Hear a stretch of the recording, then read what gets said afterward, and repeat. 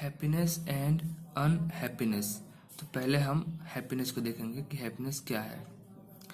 Happiness is variety of feeling that comes without effort and naturally to us. Happiness है, ये variety of feelings होती है, काफ़ी तरह की फीलिंग्स होती हैं जो कि हमारे अंदर बिना किसी मेहनत, बिना किसी कुछ किए अपने आप और नेचुरली आती हैं।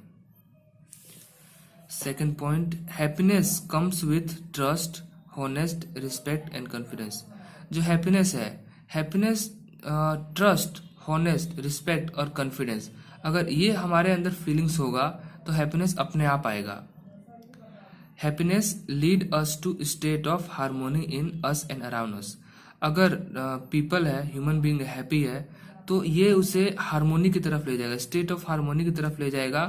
ये उसके लिए भी हार्मोनी होगा और जो उसके सराउंडिंग में लोग हैं, अराउंड अस उसके जो लोग हैं उसके लिए भी एनवायरनमेंट हार्मोनी होगा। If we trust to a friend then we feel mutual harmony.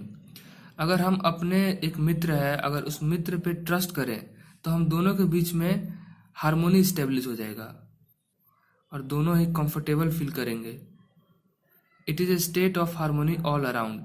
तो हैप्पीनेस से ओवरऑल हमारे अंदर एक हार्मोनी आ जाता है और वो हार्मोनी हमारे एनवायरनमेंट और हमारे अराउंड भी हार्मोनी क्रिएट होता है।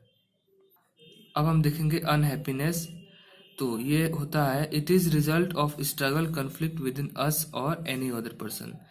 तो अनहैप्पीनेस रिजल्ट होता है स्ट्रगल, कन्फ्लिक्ट। अगर हमारे बीच में दो पर्सन के बीच में स्ट्रगल हो, कन्फ्लिक्ट हो, झगड़ा हो, विवाद हो, तो इससे उन्हें अनहैप्पीनेस फेस करना पड़ेगा। If you not trust your friend both of you feel uncomfortable.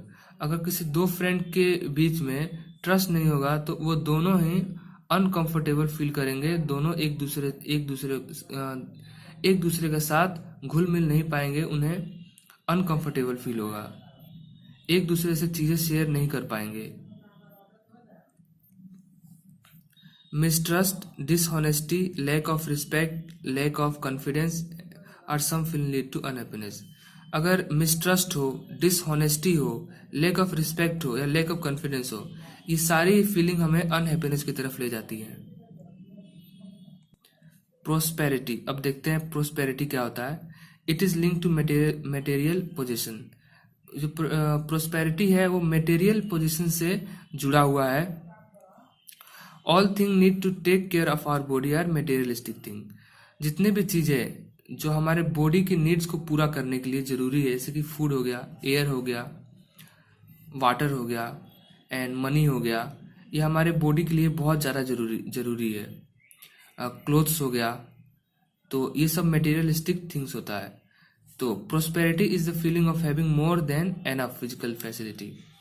इसका मतलब है कि जितना हमें रिक्वायरमेंट है, जितना हमारी बॉडी की रिक्वायरमेंट है, उससे हमें थोड़ा सा ज़्यादा उस मटेरियल की रिक्वायरमेंट होती है। Difference between prosperity and wealth. तो दोनों के बीच में क्या अंतर है। पहला, प्रोस्पेरिटी जो होता है material asset as well as health and happiness से जुड़ा होता है। मतलब हमें प्रोस्पेरिटी फील करने के लिए हमें मटेरियल एसेट्स तो होने चाहिए, साथ में हेल्थ एंड हैप्पीनेस की भी जरूरत है।